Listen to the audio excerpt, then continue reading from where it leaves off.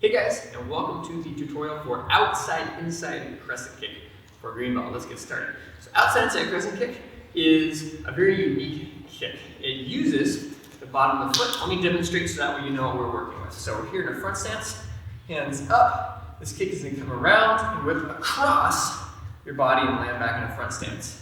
Cross, back down to front stance. So I demonstrate this from the side view. Up, cross, and back down. Cross and back down. Now, the whole idea with this kick is that we are hitting with the bottom of our foot and we are generating a lot of torque by whipping and driving our foot through in a crescent shape. Bet you didn't see that coming, huh? So let's talk about some of the mechanics now. So as I'm doing this, I want to keep my knee back here relaxed but relatively straight, okay? My front knee has to be kept bent and relaxed. When you stiffen your front knee, that's where you lose a lot of the power and a lot of the range of motion for this kick. Okay, so I'm here, hands up. I'm lifting, I'm swinging my foot out. So I'm aiming for about out here. My target is dead center in front of me. I want to swing across and then impact. My target, swing across and impact. Pull through and step down behind. Okay, from the side view, here, my knee is relaxed, pull across, back down. That's how my knee is staying relaxed the entire time. Pull across.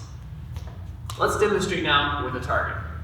All right, guys, here we are demonstrating the crescent kick on a pad. Now, before we get started, notice that I'm using a handheld pad, not a heavy bag. Okay, this is important because when we impact this kick, it can put a lot of sideways pressure on your knee, which is very bad for it. We only want to do this kick on soft, movable targets, like for example, the side of somebody's face. That's a very good target. Also, for those of you guys who might be upper belts or viewing this, somebody's arm, elbow, wrist is another very good spot to kick if they happen to leave that out there. You can apply this kick to the target. So let's start on the pad.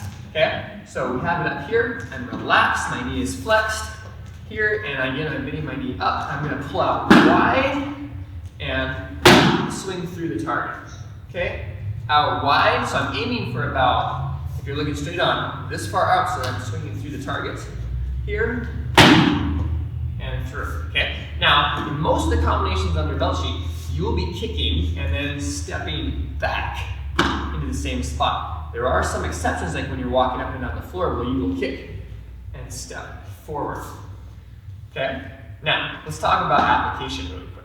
Okay, so if my partner is not holding a pad, okay, what you can do is you can utilize this kick if you were in, say, a sparring situation on your opponent's face. And this might be a situation where I have blocked or pulled the arm to the side and then I'm crescent kicking across my opponent's face. Now again, don't practice this with a partner at home. This is simply so you understand what you are practicing. You can visualize it. Wait until we're in the dojo in a good, safe environment. The other thing I can do is I can use my crescent kick to attack limbs that might be outstretched or up. So if your opponent, for example, has long arms and they're just staying there in fighting position, okay, I can use my crescent kick to clear that out of the way for, say, a jab punch. Now, what's really hilarious about this, it might sound a little far-fetched at first. I'm a skeptical person by nature.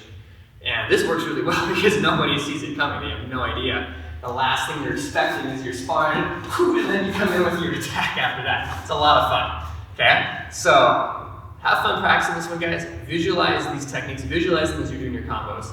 And let's move on to the next kick.